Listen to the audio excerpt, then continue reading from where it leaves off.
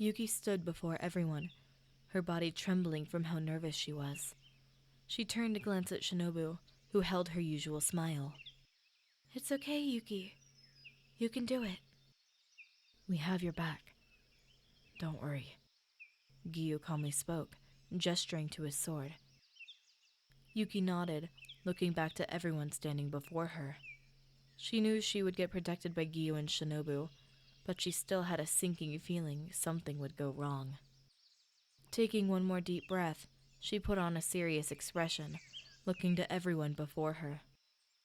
"As many of you know, a little over a year ago, my mother and father were slaughtered by a demon, and my twin sister Cori has been missing ever since. It has come to my attention that the demon who had attacked my family and I was no ordinary demon. In fact, it was Kibutsuji himself."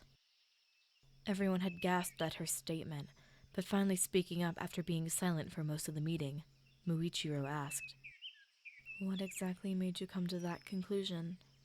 There is no way to tell from a single attack." "You are correct about that. However, only Kibutsuji has the ability to make people into what I have been since that day."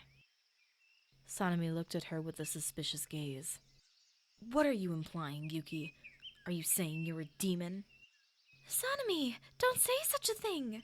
She couldn't be a demon. She's standing in direct sunlight," Mitsuri chimed in. Yuki chuckled with the sadness behind her eyes. "I appreciate you standing up for me, Mitsuri, but Sanemi is correct. I am a demon. At least, partially."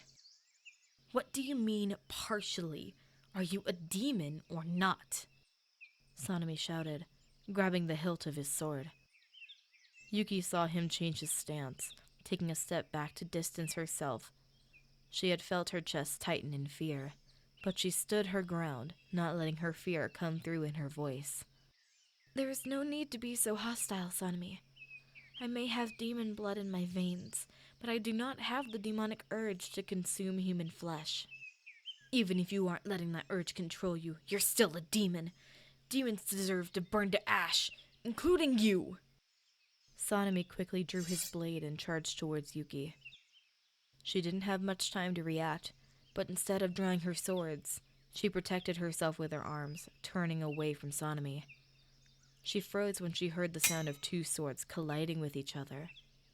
When she looked back to see what was happening, she was shocked to see Rengoku holding Sanemi off. "What the hell are you doing, Kyojuro? Stop protecting that demon!" "Even if she is a demon, you at least need to let her finish her story. There is no need to jump to conclusions about someone's intentions," Rengoku calmly spoke, keeping his sword up to keep Yuki protected. She watched Rengoku's gaze fall to her as he held Sanemi off. He was acting as a personal guard for her. Her gaze fell back onto Sanemi, who had put his sword away with a growl. Rengoku lowered his sword as well, but now stood at Yuki's side, making sure Sanemi wouldn't try anything else. Yuki deeply exhaled, clearing her mind before continuing to talk. "As I was saying, I do indeed have Kibutsuji's blood in my veins. However, it is so little, I've only become a half-demon." Yuki pulled her hair out of her face, revealing her markings and an all-white eye. "I have minor demonic features, as well as powers, but I do not burn in the sun like other demons." Tanjiro looked at her, but shouted in excitement. "I was right. You do have powers.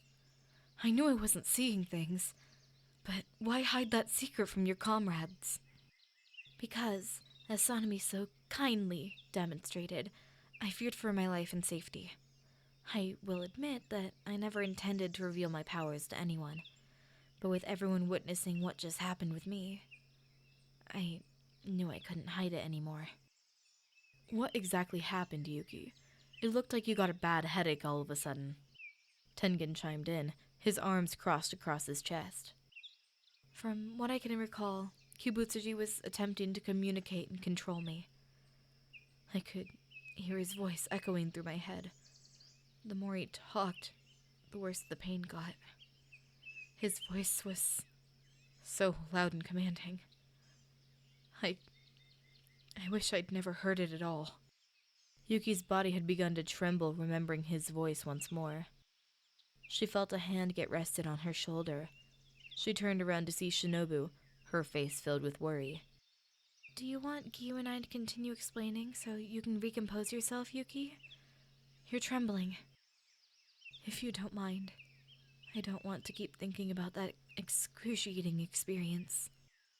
That's all right, Yuki. Rengoku, do you want to stay with her while we explain? Giyu asked, glancing toward the flame-haired man. Of course.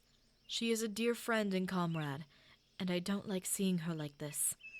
I will keep her company and help calm her down, while the two of you continue to explain. The two of them nodded, walking over to the rest of the Hashira, while Rengoku guided Yuki to the bench just around the corner. Rengoku sat her down, covering her with his Hiyori to give her a little extra comfort. Yuki had begun to calm down a bit, but could hear Giyu explaining what had happened. Once we had gotten inside, Shinobu and I had assumed that the smell of Sanemi's blood had made her begin to lose control. However, she started yelling and screaming at someone who neither Shinobu nor I could hear. She said she wouldn't hurt her friends, and said the person communicating with her was the one who killed her family. That's when we both realized that Kibutsuji was trying to control her. Once we had realized this, I ran to get her medicine, but it was all the way across the mansion in my stuffed canal. I was not present for most of the altercation. It was a lot of work and very draining of her, but she managed to push past his will. She had fallen unconscious for a brief time after that, but she managed to come to sooner rather than later. She was, however, very shaky afterwards, hence why Shinobu and I were helping her walk back out here. So it really was against her will, Sanemi said, with a slightly softer tone, his hand no longer on his blade. Yuki had calmed down enough and had walked back over to look at Sanemi. Indeed, it was incredibly hard to fight against him, but I knew I had made a promise to Giyu and Shinobu, and I have no intention of breaking it. You also have a mission to complete as well. Ubuyashiki spoke, drawing everyone's attention back to him. You mustn't let Kibutsuji get his hands on the blue spider lily's secrets. Yuki looked at him, a confident smile on her face. I know, Master. I will never let that information fall into Kibutsuji's clutches. Blue spider lily? What's that? Tanjiro asked, his gaze filled with curiosity. Yuki looked at the young boy, with her expression serious. I know you are curious about it, but I am sworn to keep all knowledge secret. Oh, my apologies for asking. There's no need to apologize, Tanjiro. I know you are just curious. Ubuyashiki cleared his throat, drawing attention back to him once more. Now, to end the discussion we came here for, I have already accepted Nezuko as a demon slayer, and I expect you all to do the same. I had accepted Yuki before knowing about Nezuko, so I will expect all of you to show both Yuki and Nezuko respect. I give you my blessing, Tanjiro Kamado. Continue your work as a demon slayer, and find a way to help your sister become human once more. Thank you, Tanjiro shouted. I promise to do good work. I know you will. You all are now dismissed.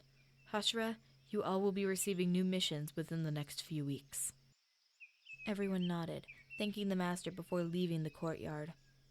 Giyu and Shinobu had checked on Yuki before heading into the mansion to gather their belongings.